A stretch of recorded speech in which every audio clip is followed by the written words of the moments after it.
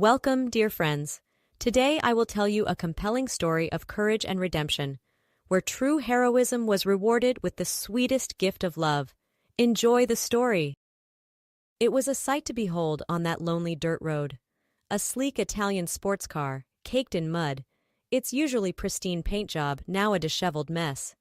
But it was nothing compared to the three trust fund brats standing beside it, looking every bit the worse for wear after their wild night of partying.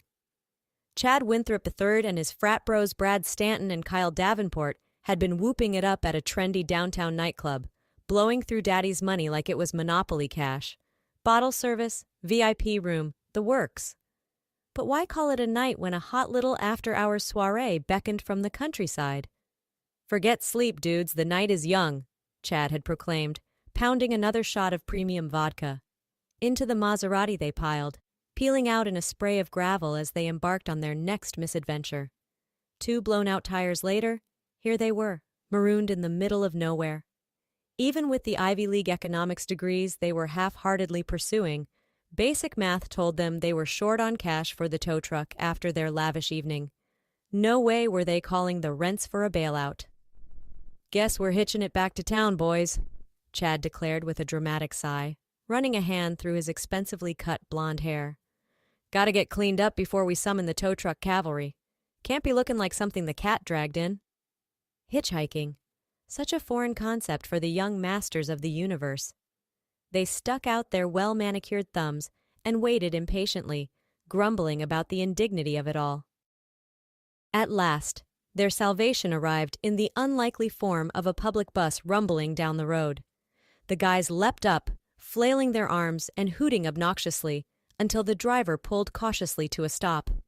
The doors creaked open to reveal a woman at the wheel, her face obscured by a colorful headscarf. "Well, hello there, darlin'," Chad drawled, stumbling aboard with his snickering cronies. "Ain't you a sight for sore eyes?" He tossed a few crumpled bills in the general direction of the fare box, not bothering to count them. "Welcome aboard," the driver replied evenly. "Please find a seat and keep the noise down. It's early still for some of the other passengers." Other passengers? The drunken trio glanced around and spotted a few bleary-eyed commuters scattered about. Early shift workers mainly, the kind of people who actually used public transportation. Brad and Kyle exchanged mocking looks. "Aye, aye, Captain." Chad gave a sloppy salute as they collapsed into seats at the rear of the bus. "Just wake us when we get to the country club, would you, Toots?" The driver's grip tightened on the steering wheel at the dismissive remark. She'd endured her share of rich punk attitudes over the years, ferrying them back and forth from their fancy academies and upscale enclaves. It was all she could do to keep her professional composure sometimes. Anna Novak, that was her name, age 32, though the weariness in her eyes added a decade some days. A single mother, she'd been driving this route for nearly 5 years now, saving every spare penny to give her young daughter a better life. The pay was modest, the hours long, but Anna attacked the job with the same tireless work ethic she applied to everything. As the bus trundled on, the guys grew louder and more obnoxious, trading crass jokes peppered with profanities. The other passengers shifted uncomfortably, shooting Anna sympathetic looks in the rearview mirror. She cleared her throat pointedly. "Gentlemen, please," Anna said, her voice strained but steady. "I must again ask you to keep it down and watch your language. Consider it a courtesy to everyone on board." The three erupted into raucous laughter. "Ooh," the lady bus driver said, "please." Kyle smirked. "Well, since you asked so nicely." He reached up and gave Anna's headscarf a sharp tug. "Why don't you ditch the babushka, baby? Let's see what you're hiding under there." Anna's hand flew to her head, keeping the scarf in place, her cheeks flushed with anger and humiliation. If they only knew the pain she concealed beneath that carefully arranged cloth. The jagged scar from hairline to jaw, a permanent reminder of the day she'd risked everything to save a life. It had been almost a year since the accident. Anna was driving her route when a speeding car flew off the embankment in front of her and burst into flames. Without hesitation, she pulled over and ran to the burning vehicle. The driver was unconscious, trapped inside. Anna smashed the window and dragged the man out just as the car exploded, her face seared by the blast. The excruciating recovery was a blur. Skin grafts, surgeries, therapy. The one thing Anna would always remember was the name of the man whose life she'd saved, whispered to her by the paramedics. Dean Davenport. But he'd disappeared after that, lost to the fog of his own injuries, she presumed. Just another tragic thread woven into the fabric of Anna's life.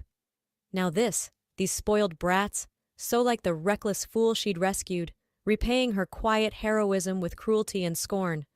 Something in Anna snapped. She slammed on the brakes, bringing the bus to a lurching halt.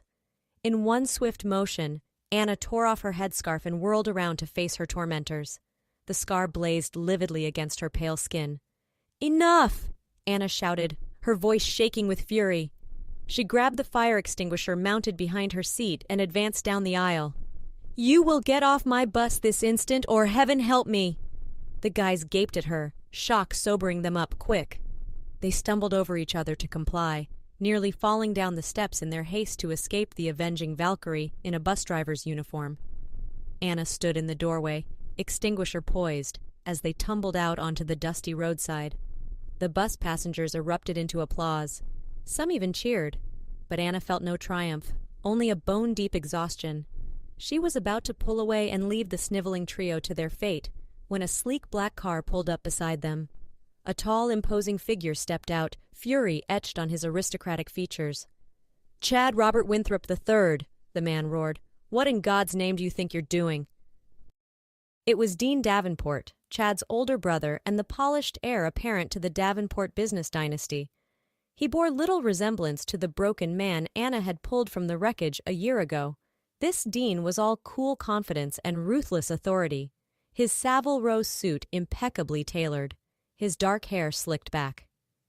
"Bro, it's not what it looks," Chad began, but Dean silenced him with a glare that could freeze lava. "It looks like you've been acting like a complete ass, little brother, an entitled, spoiled disgrace of an ass." He turned his icy gaze on Brad and Kyle. "And I see you've roped your idiot sidekicks into your reign of terror as well." As Dean dressed down the quaking trio, movement at the bus door caught his eye. He glanced over, and his heart seized in his chest. It was her, the angel who had pulled him from the inferno, the face he saw in his dreams, in the haunting flashbacks that had tormented him for months. How could he have forgotten her? The trauma, the doctors had said. The mind protecting itself. But she'd been there all along, his fierce savior, indelibly seared into his memory. "It's you," Dean whispered, taking a halting step toward the bus. "My God, it's really you." Anna stared back at him, her eyes wide with recognition and disbelief. The jigsaw pieces of that fateful day clicked into place. Dean Davenport, the man she'd saved. Here. Now. "I never got to thank you," Dean said hoarsely, moving closer still. "You risked everything for me. I'm so sorry I couldn't remember until now." He reached out a tentative hand to touch her scarred cheek. Anna flinched reflexively, but didn't pull away. The connection between them was electric, undeniable. "You saved my life," Dean murmured. "How can I ever repay that debt?" Tears sprang to Anna's eyes. She'd never expected to see this man again, let alone have him gaze at her with such raw emotion, such gratitude. "There's no debt," she managed to say around the lump in her throat. "I did what anyone would do." "No, you did what no one else could or would do. You're a hero, Anna." He caressed her name like a prayer. Behind them, the bus passengers watched the scene unfold with bated breath. You could hear a pin drop. Even Chad and his cronies were stunned into silence, their jaws practically scraping the pavement. Dean seemed to remember himself then, the tender moment broken by the awareness of their gawking audience. He straightened up and cleared his throat. "Gentlemen," he said, not taking his eyes off Anna, "I believe you owe this extraordinary woman an apology. And then you're going to march your sorry selves back home and think long and hard about the kind of men you want to be, the kind she'd be proud to have saved." Thoroughly chastened, the three slunk forward and mumbled their apologies, unable to meet Anna's eyes. She accepted with a regal nod, still too overwhelmed to speak. With that, Dean took her hand and helped her down from the bus, his touch gentle and steadying. "May I give you a ride home?" he asked softly. "I believe we have some catching up to do." And so, as the bus passengers clapped and cheered, Dean led Anna to his car, ready to embark on a journey far more profound than a simple ride home. A journey of healing, redemption, and perhaps, if they dared to dream it, love. 1 year later. The Davenport estate was all decked out in white, a fairy tale come to life. Guests dressed in their finery milled about the sprawling gardens, sipping champagne and marveling at the romantic scene. At the center of it all stood the radiant bride and groom, their eyes only for each other. Anna was resplendent in a flowing gown, Dean dashing in his tailored tux. The scar on her face had faded, but the love in his eyes had only grown. They exchanged their vows on that perfect June day, their unlikely path to each other making the moment all the more precious. There wasn't a dry eye in the house. Even Chad, standing up as best man, got a little misty. The cocky frat boy was a changed man these days, humbled and inspired by the incredible woman his brother had married. Oh, he still had his moments. Old habits died hard. But he was trying, growing, and whenever he or his friends slipped back into their entitled ways, all it took was a glimpse of Anna's quiet strength, her indomitable spirit, to set them straight again. She was a constant reminder of what really mattered in this life. As Dean and Anna shared their first dance as husband and wife, the love between them shone like a beacon, bright enough to light the darkest of nights. Theirs was a love born of courage, compassion, and the kind of selfless heroism that changes lives.